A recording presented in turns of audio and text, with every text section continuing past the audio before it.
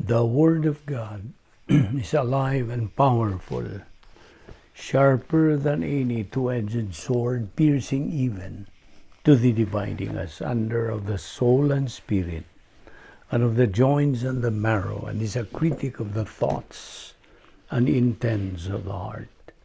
All Scripture is God-breathed, and is profitable for doctrine, for reproof, for correction, for instruction in righteousness, that the man of God might be mature, thoroughly equipped unto all good works.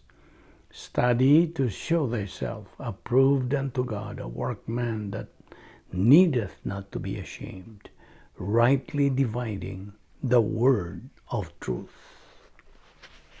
Psalm 131, 1-3. Lord, my heart is not haughty, nor my eyes lofty. Neither do I concern myself with great matters, nor with things too profound for me. Surely I have calmed and quieted my soul, like a weaned child with his mother. Like a weaned child is my soul within me. O Israel, hope in the Lord from this time forth and forever. 1 Corinthians 15, 10-11.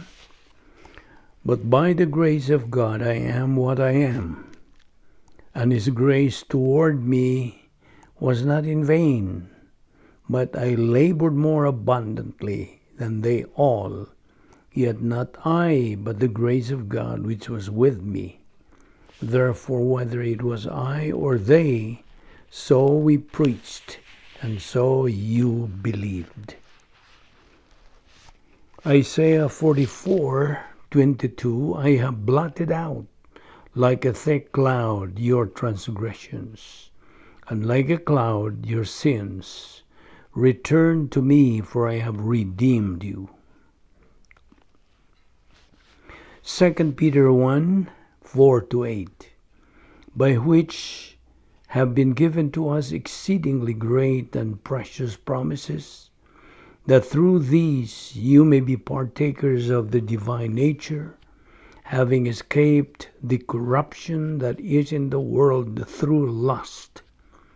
But also for this very reason, giving all diligence, add to your faith virtue, to virtue knowledge, to knowledge self-control, to self-control perseverance, to perseverance godliness, to godliness brotherly kindness, and to brotherly kindness love. For if these things are yours and abound, you will be neither barren nor unfruitful in the knowledge of our Lord Jesus Christ. 3 John 2, Beloved, I pray that you may prosper in all things and be in health, just as your soul prospers. Sa dili pa kita magapadayon sa atong pagtuon sa pulong sa Dios ni adlaw, gikinahanglan ang atong this is atong naanda na, this is our routine. Gikinahanglan nga atong limpyuhan atong kalag sa dili pa kita magapadayon sa pagtuon sa pulong sa Dios. Ato lang kining kaamgid nga sa dili pa kita mutangka sa atong pagkaon, gikinahanglan nga manghunaw aron kita maandam. So, also in the spiritual realm, gikinahanglan nga atong limpyuhan ang atong kalagi kas mga sala nga atong nabuhat ning adlaw. Otherwise kini may makahimong babag sa atong pagbuhaton pagtuon sa pulong sa Dios. So, magandang kita. Pinagagis pagsugid sa atong tanan nga mga salang nabuhat nining adlaw. Kay kadto mga salang na kalimtan, o manimutuyo sa pagkalimot, i-appeal ka na sa pagpapas sa Dios. All your sins will be forgiven. So mo ka ng rebound technique, homologeo, just name, acknowledge, admit. Aron ikaw mapasaylo. Umandam na sabi ka sa atong pagpadayon sa pagtuon sa balaang pulong sa Dios. Ang panalang kanimo higalang wala pa'y Kristo diya sa imong kinabuhi, ang imong buhaton mo paggamit niya ng imong kabubuton aron ikaw maghimo sa labing menungdanong desisyon nga mabuhat mo sa tibuok mong kinabuhi. Ang desisyon sa pagtuo kang Ginoong Jesucristo ingon nga imong manluluwas. Acts 16:31 nagatugon, believe on the Lord Jesus Christ and thou shalt be saved. Sa hilom magampo ta.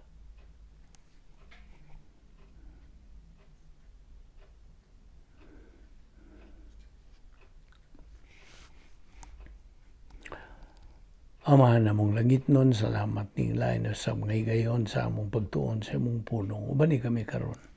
Pinagis pagtudlo ka namo sa balang Espiritu Santo, the only teacher of truth. Salamat ning among Bible study through the YouTube sa Vic Balbido Evangelistic Ministry. Ubani kami karon, tangtang mga babag nga niya sa mga nahuna. Atagi kami niya ng ego nga pagpunting. We need concentration to what you're going to teach us today. This we ask in Jesus' name, our Lord and Savior. Amen. Well, may ngadlaw, standa na itong mga subscribers, atong mga higala, atong mga suki, atong mga igsoon diyan ni Kristo, our fellow believers. Welcome kaninyong tanan. Gabi-abi kamong tanan, sama sa nandan, ato karong ipadayon kining atong pagtuon bahin sa pagtulunan nga giuluhan og the Doctrine of Apostasy. Okay? Mao na kining atong hinapos, atong tapuson kining atong session karon, atong hinumduman nga kitang mga magtutuo na kita gumikan sa atong pagpahiluna na sa plano sa Dios. Atong gituohan sa Ginoong Kristo nga atong manluluwas, kita nadugtong na kaniya ingon nga nadugtong kita sa Dios pinagi sa atong pagtuo kaniya. Ug atong hinumduman ang basic doctrine dito sa top circle, basic kini mga sinugdanan ra gyud. Hinumdum kaniya itong itaas nga lingin. Gitawag nato ng top circle. Mao kanay gitawag og union with Christ. Ang atong panag-iyas kinabuhing wala na katapusan. Possession of eternal life. Unya, ang Operation Bottom Circle kini mo ay temporaryo. Ubos kining lingin nga nagrepresentar sa atong pakikambitay sa Dios. Our fellowship with God, and this is temporal. This is the temporal fellowship with God. Temporal kini, sanglit, matangtang man kining fellowship, matagkarunugo niya, tungod sa atong pagpakasala. The moment we sin, any sin, mental, lingual, overt sin, we step out. And in other words, we lose our fellowship with God. And that moment we are under ubos na kita sa pagpantun sa Diyos. Right there. And then, pag step out na to, pag gawas na to, gyud niya ng temporal fellowship, then ubos na kita sa pagpantun sa Diyos. Okay na naman ta sa pagkakarnal, manitawag na to, karnal nga kahimtang, nakasala sa kita sa upat ka klaseng sala, batok sa Diyos. Nibaw kag, batok sa Diyos sa Espiritu Santo. Nibaw kag unsa kini? Well, review man lagi kini. Ang una nini mo ang quenching, pagpalong nato sa Espiritu Santo. Ikaduha mo ang grieving, atong pagsakit sa Espiritu Santo. Ikatulo mo ay lying, paglimod o pagbaka. Ug ang ikaupat, insulting, atong pag-insulto sa balang Espiritu Santo. Acts 10:29. Now, ang quenching, kung pagpalong, this refers to determination of the power supply gikan sa Diyos Espiritu Santo na nasa 1 Thessalonians 5:19. Now, ang grieving the Holy Spirit naka na sa Ephesians 4:30. Ug kini mao ang termination of the love and fellowship with God the Holy Spirit. Ang lying to the Holy Spirit atong mabasa kini sa Acts 5:2 and 3, and this is a sin of any false motivation. Unya, insulting the Holy Spirit. Mabasa ta ang bahin ini diya sa Acts chapter 10 verse 29. This refers to any mental attitude of disorientation to grace and or pride, the lack of humility. Ang atong pagkamapahitas una, pagkarugante. Karon, God the Holy Spirit indwells every believer. Of course, we know that. Ug kining iyang pagpuyo, indwelling sa magtutuo, dayo na kana. That's forever. Okay? Sabta ka na. Kay permanent man. Permanente na ka na. Permanente kini sa katuigan sa simbahan throughout phase 2. Now, kung ang magtutuo is in fellowship, na says pakigambitahin sa Diyos, there is the full force of God the Holy Spirit. Tibuok yun ang iyang kaligon, ang kusog, and the restraining of evil sa mismong kinabuhis magtutuo. And that influences the restraint or the suppression of evil sa mga kinabuhis uban. Gumikan kini sa unsa. I'm just going to summarize this. The divine viewpoint, historical impact, and influence ngadto sa ubang tao. O, here is how it works. Okay? Dini man kita mahunong kagahapon. Una sa tanan, how it works with other believers. The believer nga na sa fellowship with God, kini siya tinubdan sa pagdasig. He is the source of encouragement o imitation, pagsundog, pag-awat for other believers in fellowship aron sa pag-maintain their walk in fellowship. Ikaduha, ang magtutuo in fellowship is a source. Tinubdan kini siya sa pagka-convictar, to convict sa karnal nga magtutuo. Pinagi sa iya na unyang pag-usab siyang pagtagad, to change his attitude. Unya mo gamit siya sa rebound technique sa 1 John 1:9, ano kanayos in English, if we confess our sins, God is faithful and just to forgive us our sins and to cleanse us from all unrighteousness. Ug human niya buhat ka na, mabalik dayon siya ngadto sa iyang pakigambitay sa Dios. He is restored right away to fellowship with God. And he is a source of conviction and at the same time motivational imitation for carnal believers sa pagbalik ngadto sa pakigambitay sa Dios and get cracking with doctrine. Thirdly, ang magtutuo nga in fellowship, ana ka na siya divine viewpoint, historical impact, and influence ngadto sa mga dili magtutuo, unbelievers, to come to faith in Christ. Ikaw-4, the believer in fellowship stays away from any and all forms of evil sa kinabuhi. Ug busa, ang iyang non-criminal behavior maga-eliminate an evil influence ngadto sa tanan. So, God the Holy Spirit magagamit sa magtutuo in fellowship, isip iyang paagi sa pag-restrain sa kadautan o evil. It is the Holy Spirit who is doing it. Mao kini buhat sa Espiritu Santo.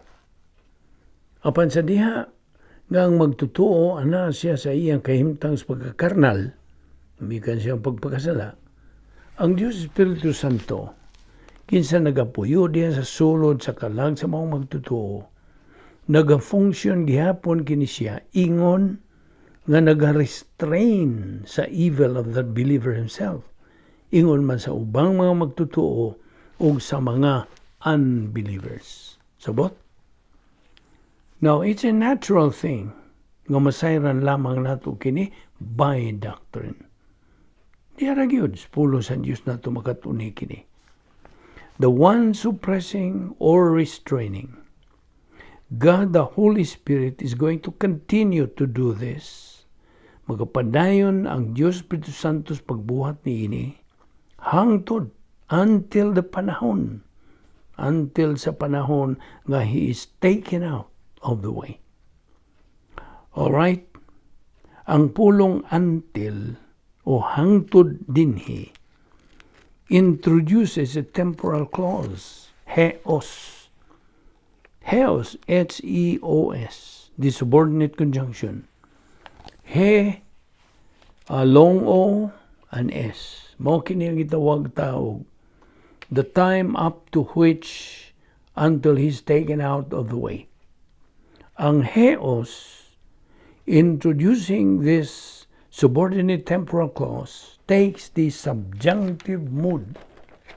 So, we have here the aorist, middle subjunctive, third person singular, from the verb ginomai. Now, ginomai, a Greek word, it literally says, until he may become. Kaya ang verb ginomai nagkahulugan man og to become. But the helping word nga naandan tas paggamit paghubad sa subjunctive mood gikas Griego ngadto sa English is the helping word may. It literally says, until He, God the Holy Spirit, may become, not be taken, but may become. Ugo niya, nagkanayon kini og out of the way. Wow, that's a good modern translation. But the Greek literally nagkanayon ini, it says, out of the midst. It is the preposition ek, ek. Ek plus the neuter ablative singular of the adjective mesos. Now, you may have heard about mezzo-soprano. That's a mezzo-soprano. Mezzo, of course, the double Z in Italian taken from the Greek. A mezzo-soprano is a middle soprano, mesos.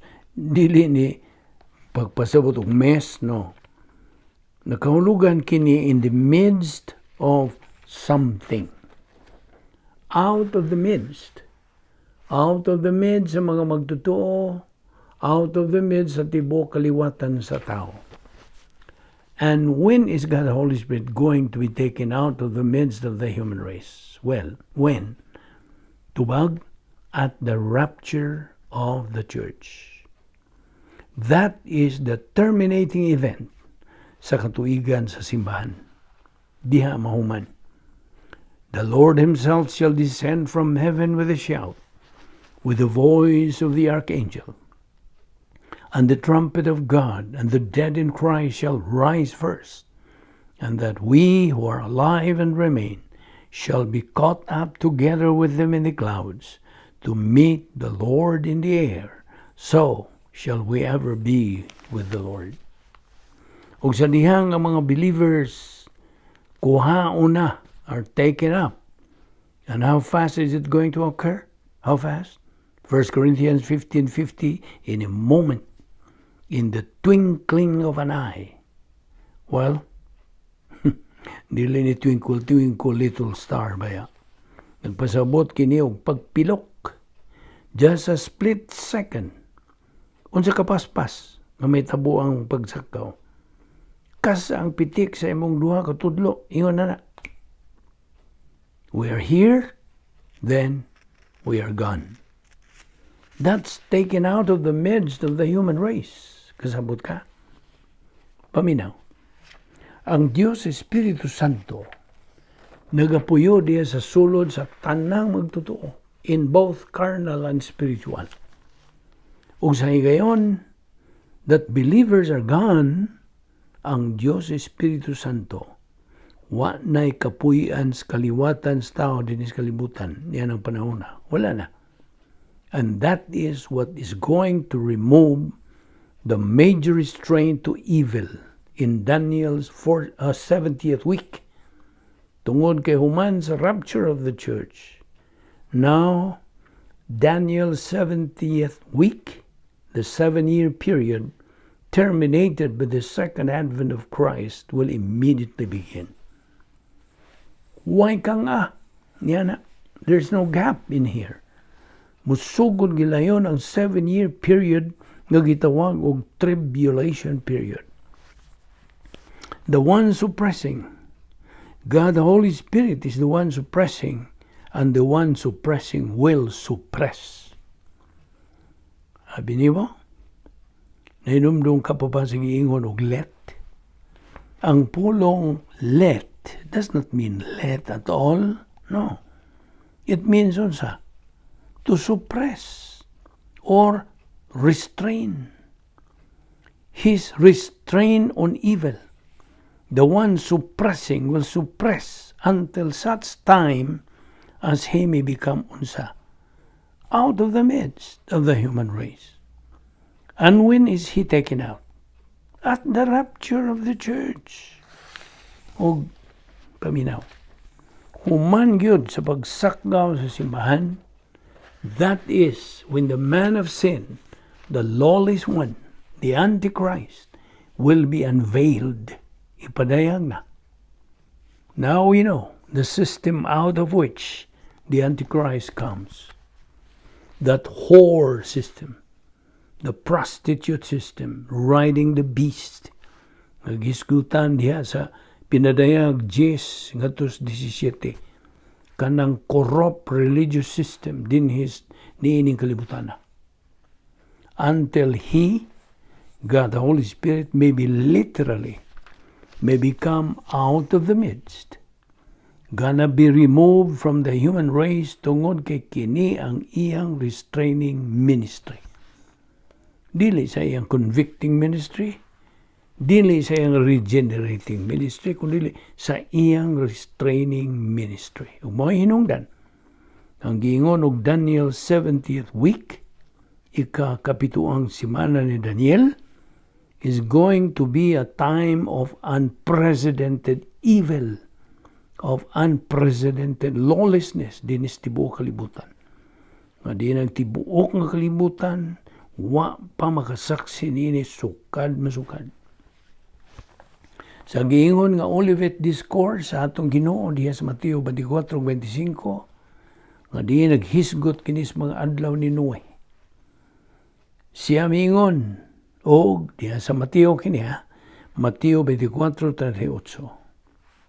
As it was in the days of Noah, kini sila nangaon og nanggiinom, nanggiminyo, and giving in marriage up to the day Noah entered the ark. And they knew nothing about what would happen until the flood came and took them all away. That is how it will be at the coming of the Son of Man. Verse 42, therefore, keep watch, because you do not know on what day your Lord will come. Verse 43, but understand this, if the owner of the house had known at what time of night the thief was coming, he would have kept watch and would not have let his house be broken into. Versikulo 44. Busa, sa Visayan, busa kamo sab kinahanglan magandam kanunay, kay muabot ang anak sa tao sa takna nga kamo wala magpaabot kaniya. Kung mao ka na'y pahimangno sa Dios, pinagi sa iyang mga pulong. Versikulo 44, pangandam kamo kanunay, kay moabot ang anak sa tao sa takna nga kamo wala magpaabot kaniya. The Lord will come like a thief. Pangutana, andam ka ba higala? Ikaw ra ang makatubag niya na. Magampo ta. With your heads bowed and your eyes closed, we're going to close our Bible study today, directed toward those who are without Christ, without hope, without eternal life. This is a moment in your life, no matter what you think, no matter what you believe. It's a moment of consideration. It's a moment to put everything else out of your mind and think about the person of the Lord Jesus Christ. What does all this mean? What is Christianity? Christianity is Christ. It is a relationship with God through Christ.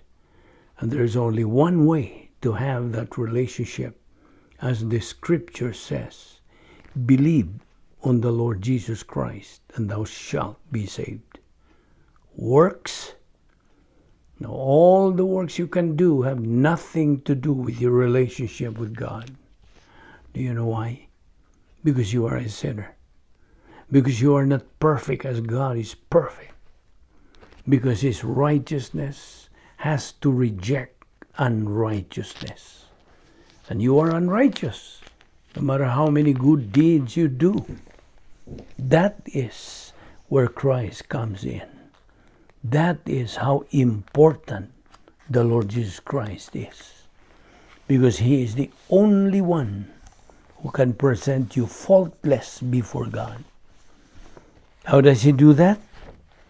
Well, He went to the cross. He went to the cross for one reason: to die. And to die for you. To die for every member of the human race. He did not care whether people rejected Him or not. He died for them. That is God's grace. His absolute grace. And what does that mean for Him to die for us? It means that while He was hanging on the cross, God the Father imputed all the sins of all mankind to Jesus Christ. He took all of your sins upon Himself. And when He did that, He paid the penalty. He paid the penalty demanded by God for sin. Sin is spiritual death. Jesus Christ died a substitutionary spiritual death so that we don't have to. Hence, when the scripture says God so loved the world that He gave His only begotten Son, that whosoever believeth on Him shall not perish but have eternal life. Now you understand why.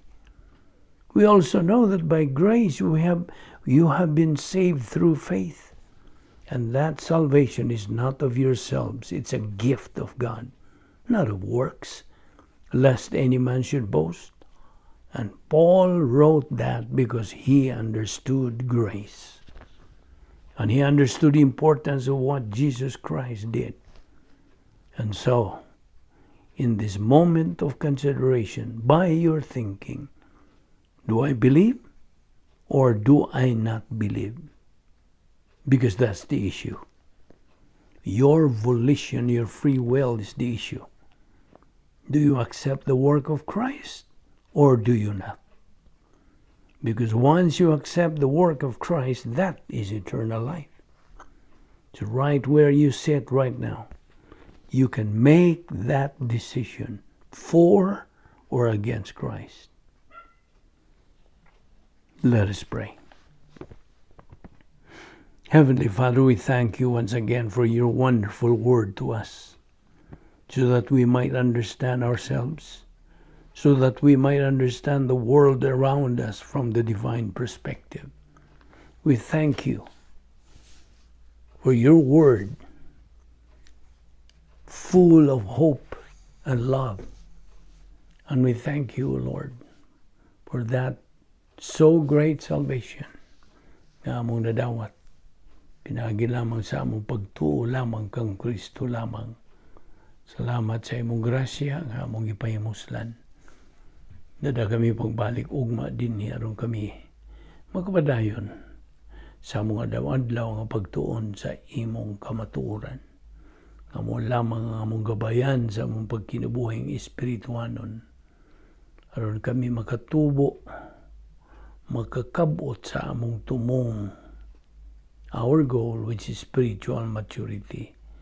Nga diin na kami diha katakos sa pagkinabuhi. Kining tanan among gipasalamatan sa ngalan ni Ginoong Hesukristo. Amen.